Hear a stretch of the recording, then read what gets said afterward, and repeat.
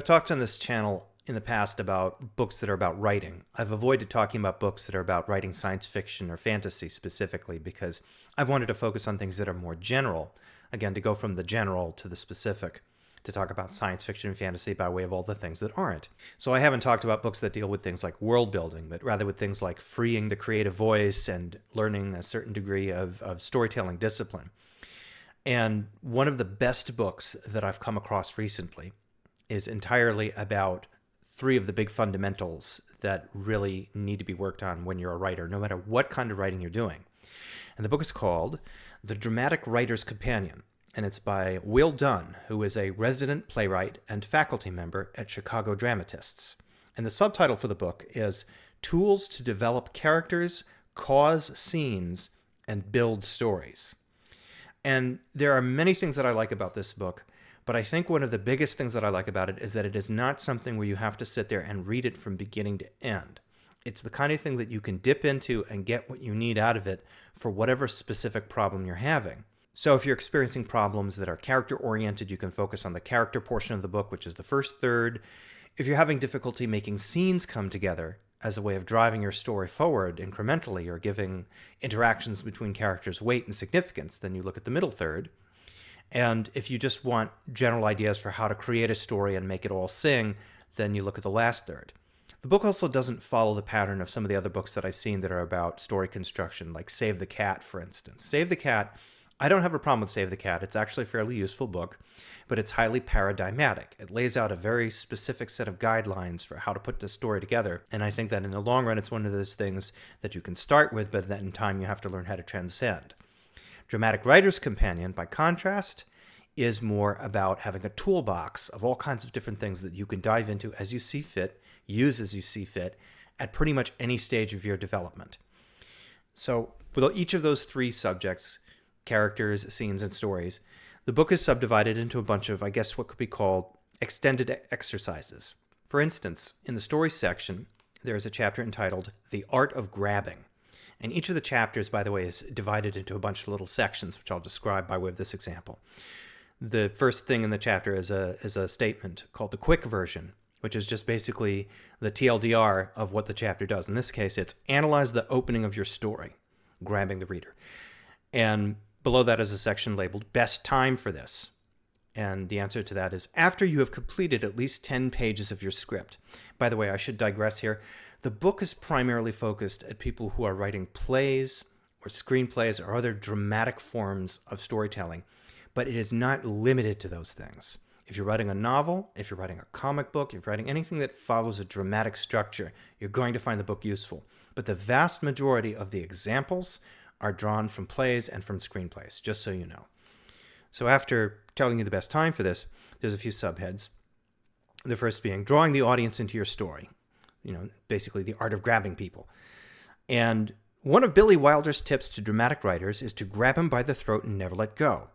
And this grabbing needs to occur as soon as possible and preferably within the first 10 minutes. That's usually 10 pages of your script. In a novel, this could be not just 10 pages, it could be the first 30 pages, it could be the first couple of chapters. The idea being that there is a space at the beginning of the story during which you must cement the reader's attention. And so this chapter goes on to describe why this is necessary, how to do it, and this is the important thing that I found most useful about it, is that it will typically bring up with any one of these chapters, any one of these exercises, a slew of questions to ask yourself about this particular thing that you're trying to implement. So when it talks about implementing the art of grabbing, there are questions for yourself like, whose story is it and how well have you established this in those first 10 minutes? If you could do it, describe what happens during the first 10 minutes in one sentence. What is the strongest image in the first 10 minutes? What is the strongest action in the first 10 minutes? And so on. There's about 10 or 11 of these questions for that particular chapter. And the point again is that you don't necessarily have to have hard answers for every single one of these questions. It's really useful to have them. The point is that by asking them yourself, you can tease out areas in which this particular section, this particular topic that you're dealing with, in this case, grabbing the reader, may be a little weak. So if you say to yourself, I don't feel like I do a good job of getting people really locked in those first 10 minutes, then that's the chapter to read. Those are the questions to ask yourself. Another example of a chapter in the Building Your Story section is called As the World Turns. This might be relevant to what we were talking about earlier. The quick version, flesh out your character's world and how it operates. In other words, world building. But the way they talk about world building in this book is a little different from the standard version of world building as you get it from talking about SF and fantasy.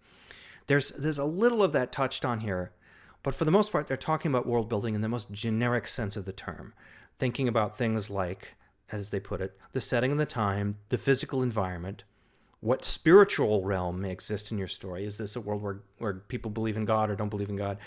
The rules of the game, the specific mechanics of how the world works, the law and order of that world, if there is any, the power structures of that world, the power dynamics of that world, the pecking order of that world, economics, sociology, communications, customs, and ritual. So there's about 22 of those points total, and they're only covered across the course of a couple of pages. So this is obviously not a substitute for one of those full-blown workbooks about world building, but it's not supposed to be. It's something that you can dip into really quick and slide your eye down the page and see if there are things in there that make you go, oh, wait, I missed that. And then you can go have your whole separate exercise for expanding on that particular point and really building it out in your story. So it's not really about teaching you how to do those things, but rather about sparking curiosity and interest and making you aware of something that you might have missed or overlooked or what have you. And this toolbox approach also extends to the other parts of the book, like the one on scenes.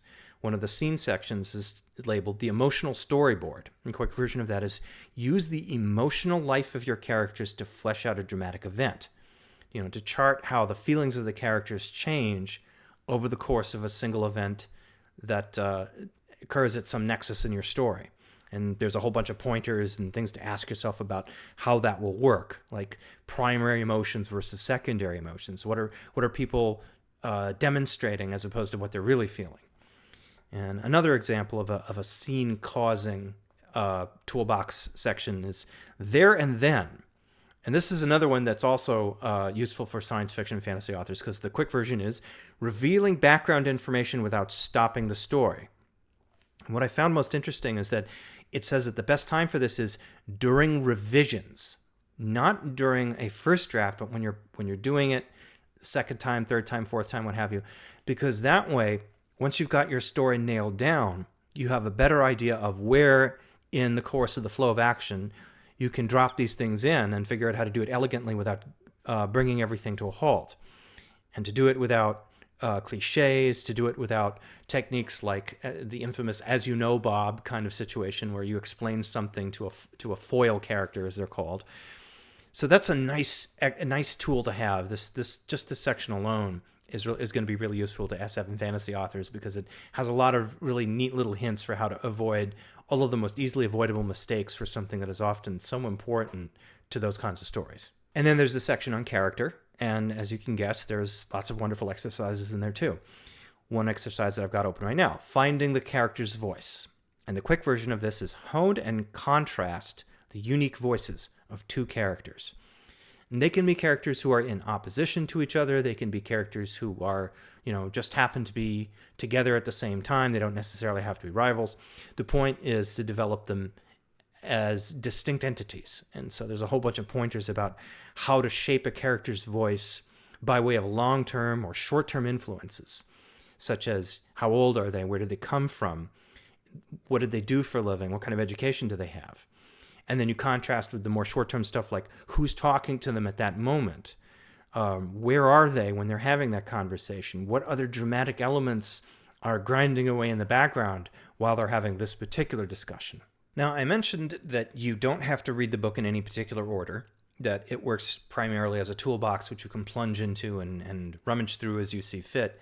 But there is no question that the author puts character at the center of everything. Right on the back of it, it says, "No ordinary guide to plotting. This handbook centers on the principle that character is key.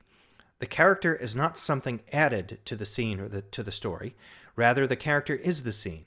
The character is the story." And in fact, I bookmarked the very page on which that particular statement occurs, because there's another paragraph right before it that's also quite important. It says, plot is a critical element of any play or screenplay or novel, but a script or novel dictated by plot points may end up sacrificing truth for spectacle and result not in drama, but in melodrama. By letting the plot evolve from the characters instead of forcing the characters into a prefabricated plot, you can keep the focus on truths that enlighten the human condition rather than exaggerated conflicts and emotions that exist only for dramatic effect. And I'm singling this out because I think this is something, again, that's really important in science fiction and fantasy, because the nature of science fiction and fantasy, the fact that we're seeing things that are different from our world, that are larger than life, they lead, when they're not controlled correctly, to the temptation to be melodramatic.